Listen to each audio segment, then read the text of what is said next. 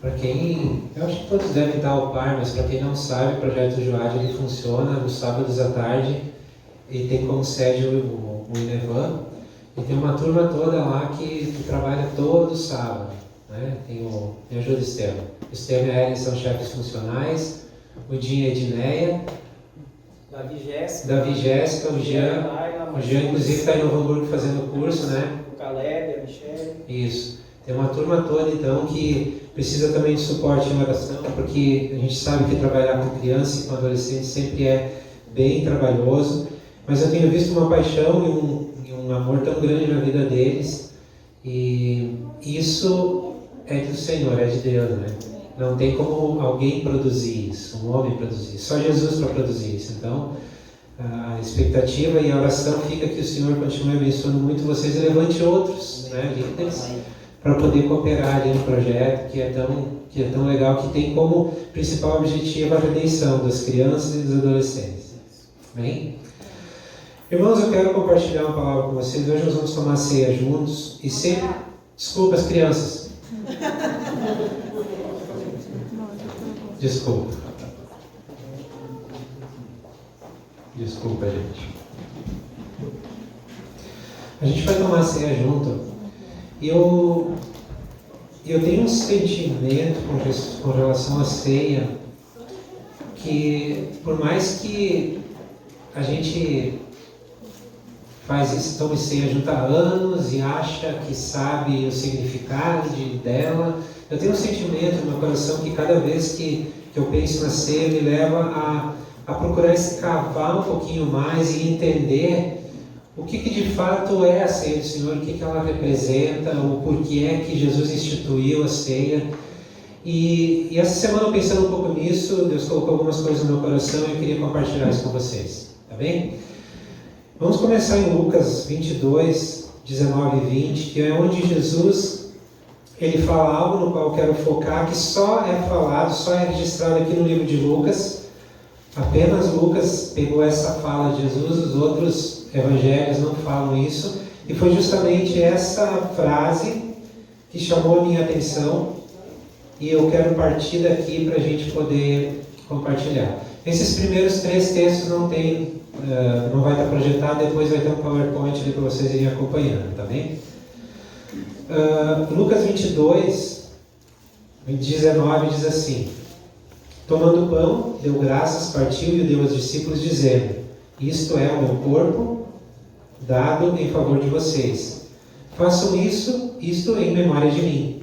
Da mesma forma, depois da ceia, tomou o cálice, dizendo: este cálice é a nova aliança do meu sangue derramado em favor de vocês. A frase que eu quero tirar aqui do texto e focar um pouquinho é quando Jesus disse: façam isto em memória de mim. O que Jesus estava dizendo com essa frase? O que ele estava transmitindo com essa frase? Por que chamou a atenção de Lucas e ele registra essa frase para chegar aos nossos ouvidos hoje? Como eu falei, nos outros evangelhos não tem o registro dessa fala de Jesus. Mas Paulo, em 1 Coríntios, quando ele fala sobre a ceia, ele usa o mesmo termo. E em 1 Coríntios 11, nós vamos encontrar, 1 Coríntios 11, 24, diz assim,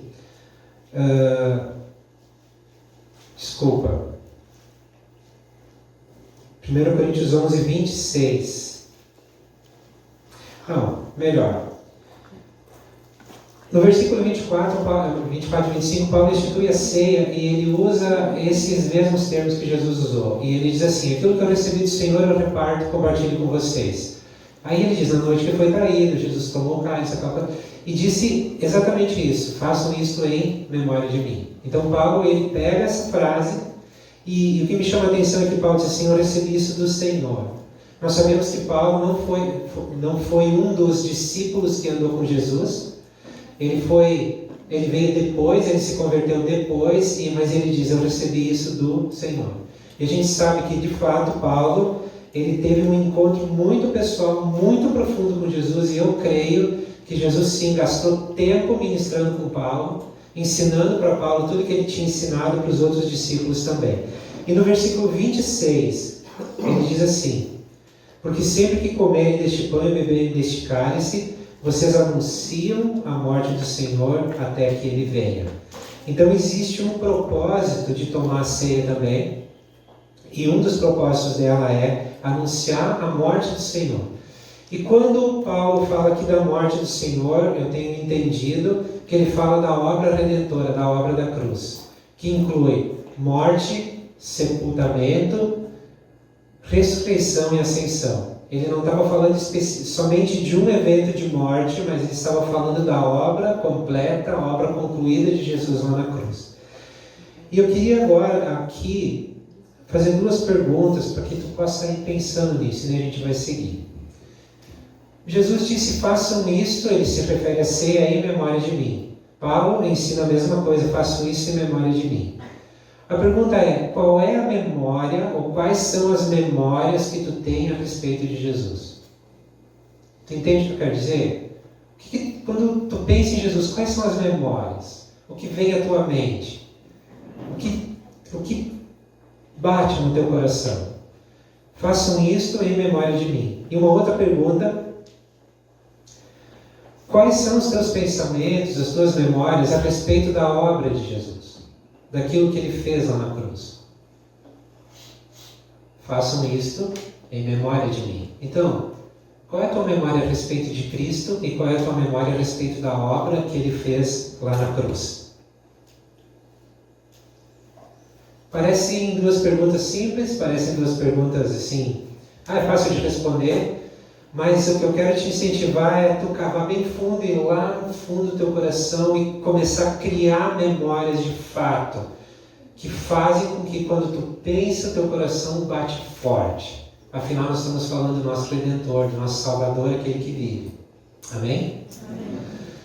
Vocês conhecem uma pessoa chamada Rebeca Andrade?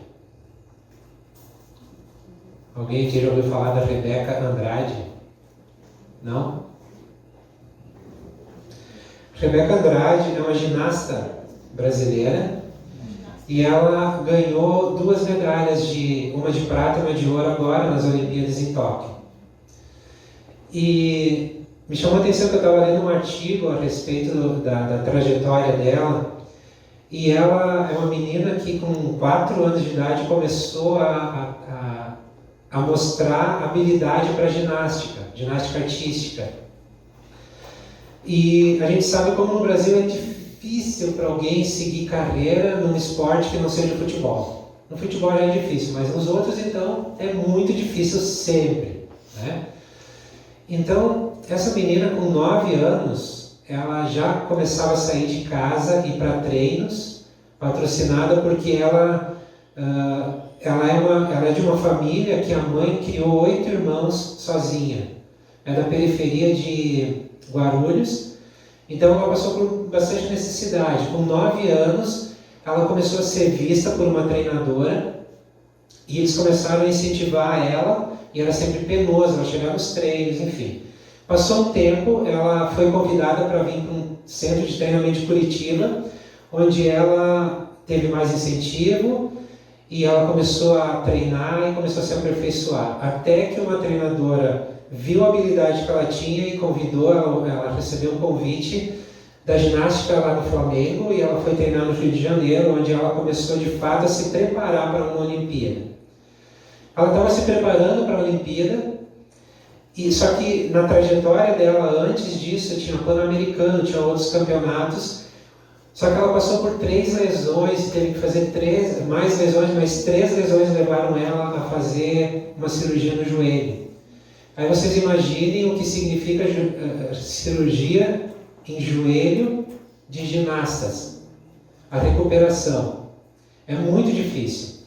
E ela passou por esse processo todo e agora ela chega em Tóquio, agora algumas semanas atrás, e ela foi a primeira ginasta brasileira que conseguiu uma medalha na ginástica artística individual de solo. Foi a única até hoje, a primeira então, ginasta que conseguiu essa medalha de prata. E ela conseguiu uma outra medalha de ouro na mesma Olimpíada no salto.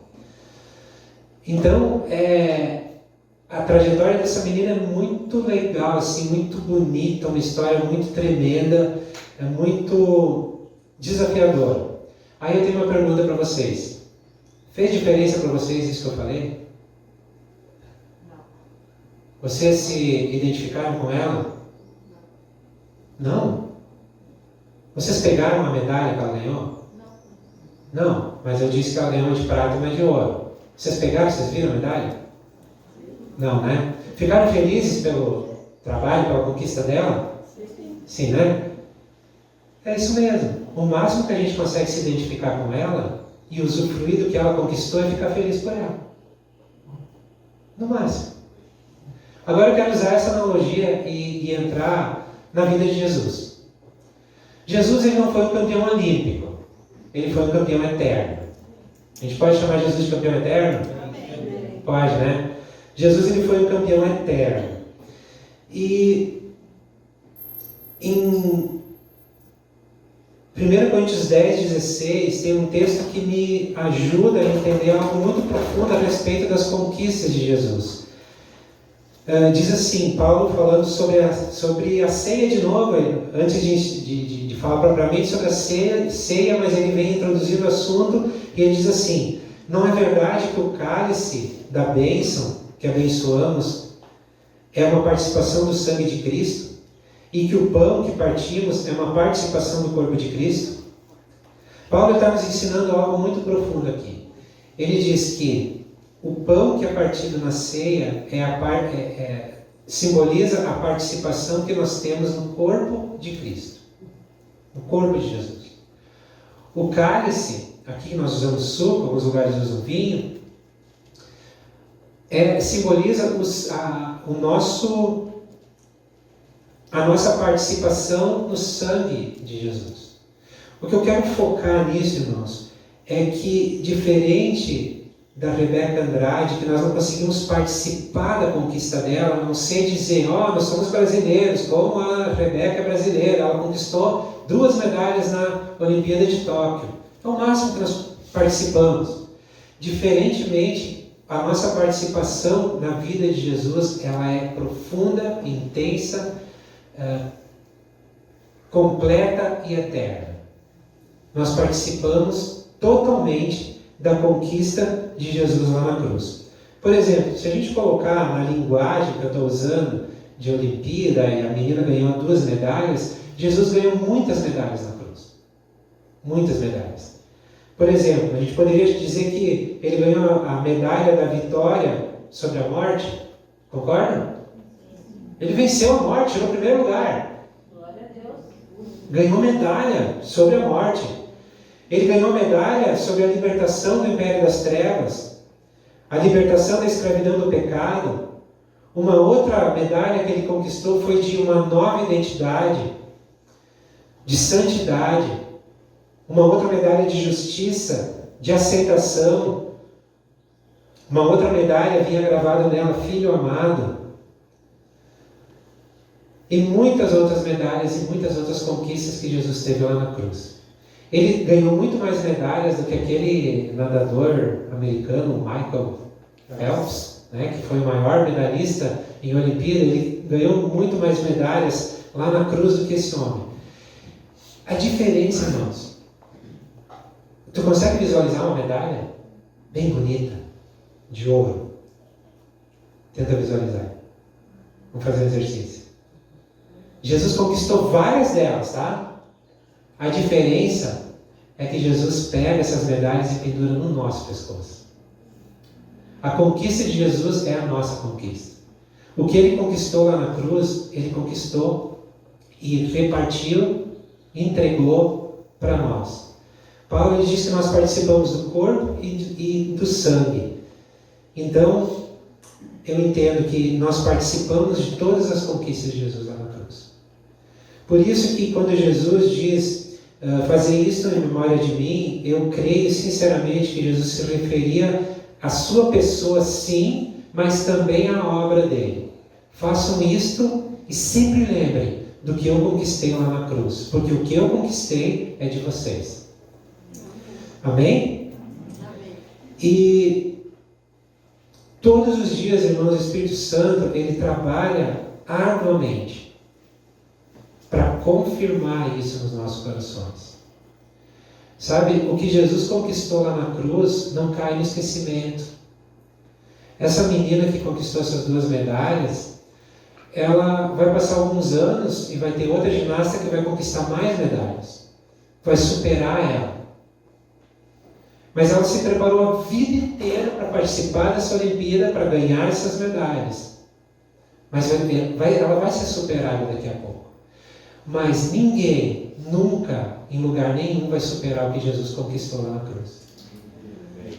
E o que eu quero focar e frisar, que as conquistas de Jesus são as nossas conquistas. Ele ganhou a medalha e pendurou no nosso pescoço. Ele diz: eu ganhei, mas é para ti. Eu conquistei, mas eu te dou. Anda nisso. Participa comigo. É para isso que eu vim. E existe um caminho, agora tu pode colocar o PowerPoint ali, por favor. Existe um caminho que nos indica claramente essa nossa união com Jesus. Alguns textos que eu separei, existem muitos outros textos, lógico, mas eu quero traçar um caminho aqui para nos trazer à memória aquilo que nos dá esperança. E para a gente conseguir visualizar a conquista de Jesus e onde nós entramos nessa conquista.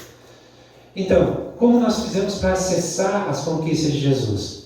O primeiro texto que eu quero compartilhar é Romanos 6,6. A palavra diz que nós somos unidos a Cristo na sua morte.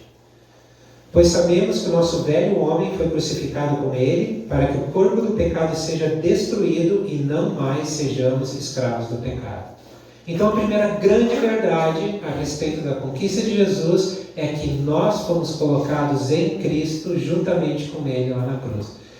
Eu buscava uma imagem ali para colocar no PowerPoint, e quando eu vi essa imagem, tem milhares de outras, mas não sei por que o Senhor me chama a atenção. Eu nunca tinha pensado nisso. Por que 3 homens foram crucificados naquele dia? Por quê? Se a obra de Jesus foi tão grande diante de Deus e foi tão marcante para toda a humanidade, por que você não estava a cruz dele lá? E o Espírito falou no meu coração, é como se fosse um símbolo, um memorial de que nós fomos crucificados com ele. A gente sempre pensa no nosso corpo sendo colocado com o corpo de Jesus na cruz, e não está errado isso. Mas talvez o que aconteceu naquele dia foi para mostrar que tinha alguém à direita, tinha alguém à esquerda sendo crucificado com Cristo. Nós fomos crucificados com ele, com Cristo. Nós sabemos que a história daqueles 2 homens tomaram 2 destinos completamente diferentes. Um creu no Filho de Deus e o outro não. É a mesma coisa que acontece conosco hoje. Nós podemos crer no Filho de Deus ou não. Nós podemos aceitar a obra, a conquista dele na cruz ou não. É a mesma escolha. Mas o que eu gostaria de deixar é que nós fomos colocados nele, fomos crucificados com ele, e o nosso velho homem trata daquele homem condenado, daquele homem que era escravo do pecado, daquele homem que não tinha conexão com Deus, aquele homem que produzia ativamente o pecado e não se importava com nada. Esse homem não existe mais. Ele morreu com Cristo e nasceu um novo homem. Tu te enxerga assim? Tu consegue aceitar isso para a tua vida? Deixa eu mudar. Tu aceita que Jesus te entregue essa medalha? Amém? Nós somos unidos a Cristo também na sua sepultura. Romanos 6,4 diz: portanto, fomos sepultados com ele na morte por meio do batismo, a fim de que, assim como Cristo foi ressuscitado dos mortos mediante a glória do Pai, também nós vivamos uma vida nova. Para nós termos uma vida nova, para nós ressuscitarmos, nós precisamos primeiro morrer e ser colocados numa tumba, numa sepultura. Nós participamos disso com Cristo. Jesus, ele venceu a morte, mas ele teve que morrer, entrar na sepultura, para lá dentro vencer a morte. Nós passamos com Ele na cruz, entramos na sepultura para vencer a morte. Outra conquista de Jesus que Ele quer entregar a medalha para ti. Efésios 2, 5 nos fala de outra união que nós temos com Cristo. Nós somos unidos com Ele na sua ressurreição. No versículo anterior de Romanos 6, isso já dá um indício disso, mas aqui fica muito claro. Diz, deu-nos vida juntamente com Cristo. Quando ainda estávamos mortos em transgressões, pela graça, vocês são salvos. Ele nos deu vida quando nós ainda estávamos mortos nas nossas transgressões. Eu pergunto, o que é que nós podemos fazer para merecer a vida eterna? Quer? Nada. Não há nada que a gente possa fazer que nos faça merecedores da vida eterna. O texto continua dizendo, Deus nos ressuscitou com Cristo e com Ele nos fez assentar nos lugares celestiais em Cristo Jesus. Deus, Ele nos deu em Jesus o direito de termos vida eterna. E mais do que isso, a palavra diz que Ele já nos deu, Ele nos ressuscitou e agora nos fez assentar com Jesus em lugares celestiais, que nos coloca numa posição de reinar com Cristo. E interessante que Paulo, em Romanos 5,17, diz que nós já reinamos em vida. Ou seja, o que Jesus conquistou para nós e nos deu, a medalha que Ele pendurou no nosso pescoço, nos dá a condição hoje, de uma vez perdoados de nossos pecados, ressurretos com Jesus, identificados com Cristo, podemos hoje reinar sobre todas as áreas de nossa vida, em Cristo Jesus. Não por nós mesmos, mas em Cristo. Continuando o caminho, nós chegamos em 2 Coríntios 5,17, que é outro texto bem conhecido, que diz, portanto, se alguém está em Cristo, é nova criação, as coisas antigas já passaram, eis que surgiram coisas novas. O teu pecado te condena, o teu passado ainda te condena. O teu passado ainda faz com que tu perca teu sono, que tu não te sinta amado por Deus, que tu não te sinta conectado com Deus. As coisas que aconteceram na tua vida dizem que tu não é amado, que tu não é aceito, que tu não é querido por Deus. Se isso está acontecendo, meu irmão, minha irmã, é porque tu ainda não aceitou a medalha que nela está gravada, nova identidade. Porque Jesus conquistou uma nova identidade. O teu passado foi sepultado. A tua velha maneira de viver foi sepultada. Os frutos que tu tinha, que eu tinha, que davam apenas para a morte, foram sepultados. Para que nós tenhamos uma nova vida e essa nova vida seja vivida em Jesus. Amém? Amém. Nós recebemos uma nova vida para viver essa vida em Jesus. Nós temos uma nova identidade. Efésios 1, 4 e 5 fala que nós somos filhos, amados, aceitos, queridos por Deus. Mesmo antes de criar o mundo, Deus nos amou e nos escolheu em Cristo para sermos santos e sem culpa diante dele. Ele nos predestinou para si, para nos adotar como filhos por meio de Jesus Cristo, conforme o bom propósito da sua vontade. Vocês percebem que todos os textos que eu estou lendo, e vocês vão encontrar muitos outros na palavra, todos eles falam de Jesus, tem tudo a ver com Jesus e não com nós. Aqui a palavra diz que antes de Deus criar o mundo, Deus nos amou, mas nos escolheu em Jesus. Ele nos amou por causa de Jesus.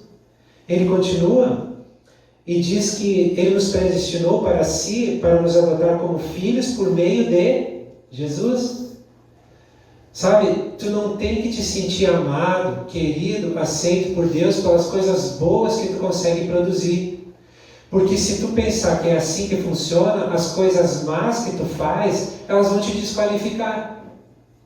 Agora, quando eu entendo que eu sou aceito, amado, querido por Deus por causa da obra de Jesus, bom, aí eu começo a andar de uma maneira diferente, dentro da minha nova identidade, dando passos nessa vida ressurreta, vivendo em santidade, vivendo na justiça do Senhor. O que eu quero frisar é que nós não somos capazes de produzir justiça. A justiça de Deus. A justiça de Deus está em Jesus, e Jesus está em nós. Logo, a justiça de Deus está em nós. Nós somos justos e aceitos por causa de Jesus que está em nós. Romanos 6:22 diz: agora, porém, estão livres do poder do pecado e se tornaram escravos de Deus. Fazem aquilo que conduz à santidade e resulta na vida eterna. Fazem aquilo que conduz à santidade e resulta à vida eterna. Um pouco antes, Paulo dizia que todos os nossos frutos, antes de termos Jesus, eram frutos que nos trazem vergonha, dor, sofrimento e morte. Agora, ele diz que os frutos que nós temos, a partir do momento que nós fomos livres do pecado, são frutos que estão nos conduzindo à santidade e resultam na vida eterna. Sabe, irmãos, eu tenho entendido a vida cristã como uma grande corrida, uma maratona. Não é uma corrida de 100 metros, que é um sprint e acabou a corrida. Não, é uma maratona que precisa de resistência, disciplina.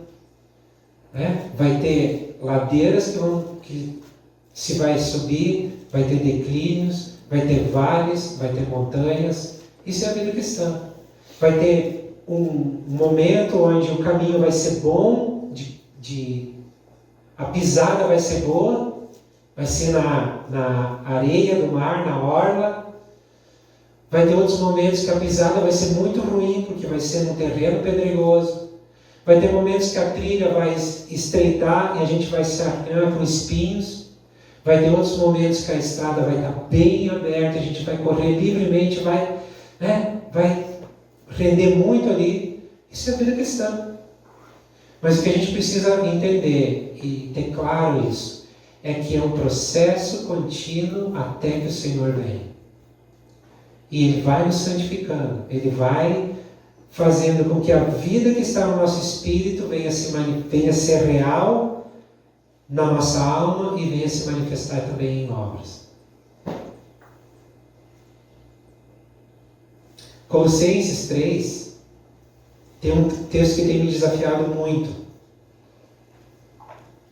Uma vez que vocês ressuscitaram para uma nova vida com Cristo, mantenham os olhos fixos nas realidades do alto, onde Cristo está sentado no lugar de honra à direita de Deus. Pensem nas coisas do alto e não nas coisas da terra, pois vocês morreram para essa vida. E agora a sua verdadeira vida está escondida com Cristo em Deus. E quando Cristo, que é a sua vida, for revelado ao mundo inteiro, vocês participarão da sua glória. No versículo 10, ainda de Colossenses 3, diz: revistam-se da nova natureza e sejam renovados à medida que aprendem a conhecer o seu Criador e se tornar semelhantes a Ele. Eu achei muito interessante essa versão. Revistam-se da nova natureza e sejam renovados à medida que aprendem a conhecer o seu Criador e se tornam semelhantes a Ele. A vida cristã é uma vida de conhecermos o nosso Criador e de cada dia mais nos tornar semelhantes a Ele. Eu não sei como é para vocês, como vocês receberam o ensino, mas durante muito tempo eu recebi, ou pelo menos entendi o ensino, que dizia mais ou menos assim: Abel, tu tem que andar como Jesus andou. Tu tem que fazer o que Jesus fez. Tu precisa dar conta disso. Hoje eu entendo que isso é um grande engano, pensar que nós somos capazes de viver como Jesus viveu. Isso vai nos trazer apenas frustração e derrota. Sabe qual é o ensino verdadeiro? Aquilo que realmente a gente precisa prestar atenção e buscar viver é permitir que Jesus viva a vida dele em nós. Eu jamais vou conseguir viver como Jesus se ele não viver. Não é verdade? Quantas vezes tu tentou fazer exatamente como Jesus fazia? Tu sempre conseguiu? Qual é a tua experiência? A minha é frustrante. Agora, de um tempo para cá eu tenho compreendido que Jesus ele não espera que eu viva como Ele espera que eu deixe Ele viver em mim. Que Ele viva a minha vida. As pessoas vão achar que sou eu, mas é Jesus que está vivendo. As pessoas vão dizer, olha como Abel mudou. Não, é Jesus que está aparecendo. Olha como o Fernando está diferente. Não, é Jesus que está mudando. Jesus está mudando, não. Jesus está aparecendo. O Fernando está ficando para trás, Jesus está sendo visto. Sabe, esse é o nosso grande desafio, irmãos. Jesus ele veio e morreu por todos nós, para que nós que agora temos vida, vivamos a partir do Filho de Deus. Está lá em João, 1 João 4. Paulo nos ensina em Gálatas 2 que a vida que nós temos não é mais nossa. Nós morremos juntamente com Cristo. E a vida que temos agora é a vida de Cristo em nós. E o que nós ainda vivemos nesse mundo, aquilo que nós conseguimos viver nessa dimensão que nós vivemos, tocamos, sentimos, ouvimos, cheiramos, o que nós vivemos aqui tem que ser vivido pela fé. Mas os nossos olhos, como Paulo nos ensina aqui, irmãos, eles precisam estar no alto, olhando para quem nós já somos em Jesus. Porque aqui na terra nós estamos nos tornando quem nós já somos em Cristo Jesus. Paulo ele ensina isso em Hebreus, ele dá em todas as cartas dele ele traz esse ensino. Nós entendemos que nós aqui na nossa vida diária, cristã, passo a passo, na grande maratona, nós estamos nos tornando, dia a dia, passo a passo, quem nós já somos em Jesus. Os nossos olhos não conseguem ver e perceber, a nossa alma não sente isso. Os nossos sentimentos, muitas vezes, nossas emoções são que nem uma montanha russa, mas tudo isso faz parte de um processo de nós nos tornarmos quem nós já somos, porque nós já temos uma nova identidade, e essa nova identidade está em Cristo, e nós estamos nele. Então, irmãos, o nosso desafio é criar essas memórias, que Jesus diz, né, façam isso em memória de mim. Talvez a ceia, ela é um memorial para isso. Como existem memoriais, né, criados por homens para soldados que batalharam em guerras, morreram, muitos nem corpos foram achados, mas tem um memorial, né?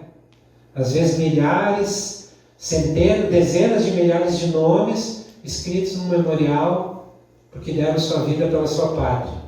Existem memoriais sendo edificados, muitas vezes onde aconteceram tragédias. Eu acho que ali em São Paulo, onde aquele avião da TAM saiu da pista, né? Alguns anos atrás, se não me engano, tem um memorial lá das vítimas que morreram e foi uma tragédia. Mas Jesus nos deixou um memorial de vida, não de morte. Um memorial que nos dá esperança. Um memorial que nos faz, cada vez que nós tomamos a ceia, trazer à memória aquilo que nós entendemos, aquilo que nós recebemos de Cristo e principalmente, eu creio, que quem nós somos em Cristo. Porque o que eu tenho percebido, conversando com um, com o outro e pela minha própria experiência, é que o nosso problema não está em o que Jesus fez por nós. O nosso problema está em como Deus nos vê. A gente aceita que Jesus morreu pelos nossos pecados, mas muitas vezes a gente não aceita que isso foi suficiente para que Deus nos ame e nos aceite como somos. Então Jesus, o Espírito Santo, ele traz a nossa memória todos os dias, ele confirma, afirma, reafirma a obra de Jesus e o que essa obra produziu. É um memorial. A ceia se torna um memorial. Façam isto em memória de mim. Agora,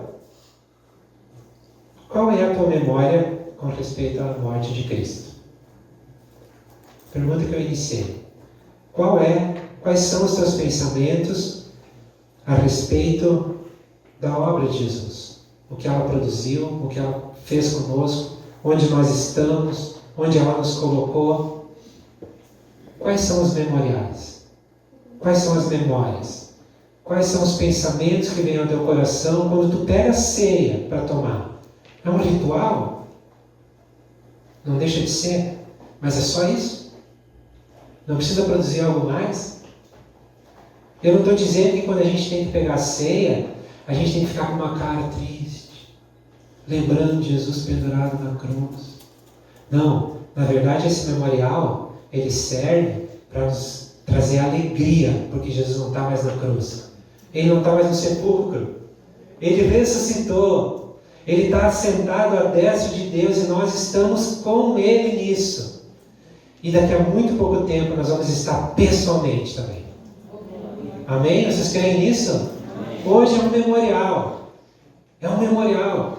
Nós vamos aqui celebrar juntos o que Jesus conquistou por nós. Eu queria que tu ficasse com essa figura de Jesus ganhando inúmeras medalhas, o grande recordista eterno. E Ele pega todas elas e reparte contigo. Mas Ele não te dá algumas e fica com as outras. Não, Ele diz, essa é a minha conquista, é tua também. Essa é a minha conquista, é tua também. Eu também conquistei isso, é teu também. Amém? Criar memórias do que é, de quem é Jesus e do que Ele fez por cada um de nós. Amém, irmãos? Vamos tomar ceia? O pessoal pode iniciar uma canção aqui. Quem vai distribuir a ceia pode fazer isso. Quem quiser, quem vai tomar a ceia agora, fica de pé, por favor. Depois nós vamos orar juntos ainda.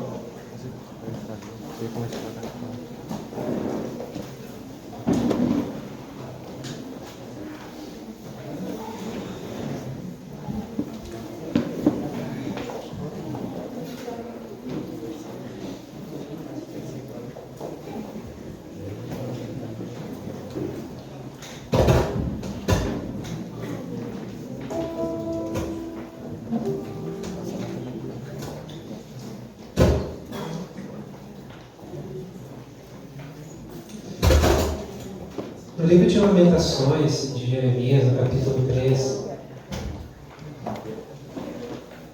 Jeremias ele escreve, ele estava ali debaixo de um tempo muito difícil, mas ele escreve algo muito lindo. Ele diz assim: eu quero trazer à memória aquilo que me dá esperança. Irmãos, nós estamos vivendo em dias difíceis também, né? Pandemia, toda a situação do nosso país. Mas nós podemos fazer assim como Jeremias e declarar isso, orar, dizendo: Senhor, eu quero trazer à memória aquilo que me dá esperança.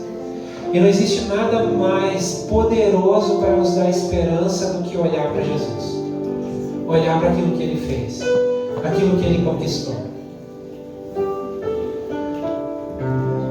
A gente tem esperança que as coisas melhorem aqui, que mudem, que as coisas sejam mais justas.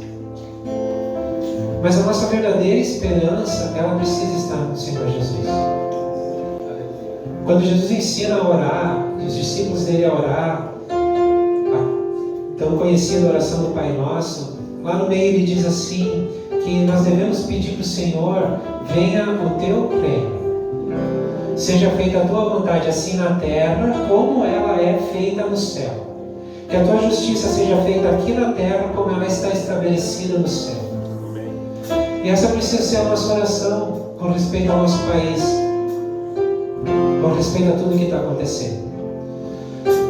Sabe, irmãos, o único suficiente para colocar essa bagunça toda em ordem é Jesus. E Ele pode, e Ele quer, e Ele vai fazer. Amém?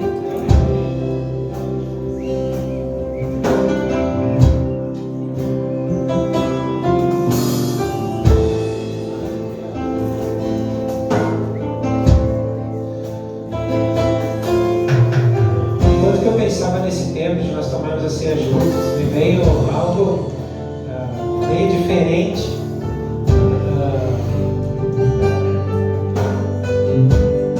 Veio um pensamento como se nós pudéssemos fazer um brinde, brindar. Estranho, né? Mas a gente vê pelos filmes, né? As pessoas, por qualquer motivo, elas, um brinde sei lá, ao carro conquistado, um brinde ao casamento, um brinde a isso, aquilo. Será que nós podemos brindar a conquista de Jesus? Amém?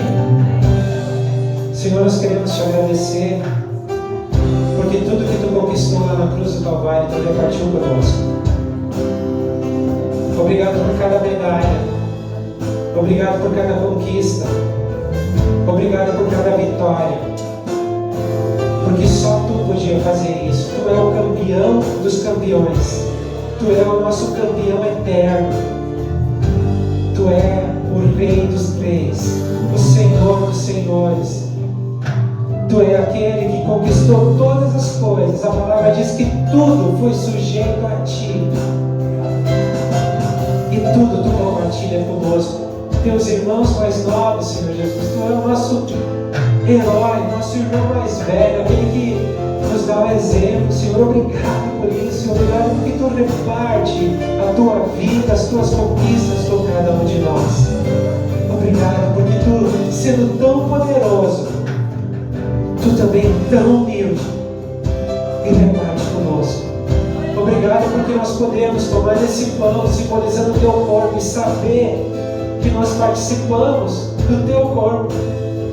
Obrigado porque nós podemos tomar esse pequeno copo de suco, simbolizando o teu sangue, e saber que o teu sangue foi usado para assinar uma nova aliança. E dentro dessa nova aliança está estabelecido que todos aqueles que creem em ti e na tua obra são filhos amados do Pai. Está estabelecido que todas as tuas conquistas são as nossas conquistas. Está estabelecido que todos aqueles que creem têm vida eterna. Obrigado, Senhor, porque nós vivemos debaixo da nova aliança assinada pelo teu sangue. Então nós estamos participando do teu sangue também. Obrigado pela vida que o teu sangue derramado gerou para cada um de nós. Tu é tremendo, Senhor. E obrigado porque tu é tão próximo. Tu está em nós,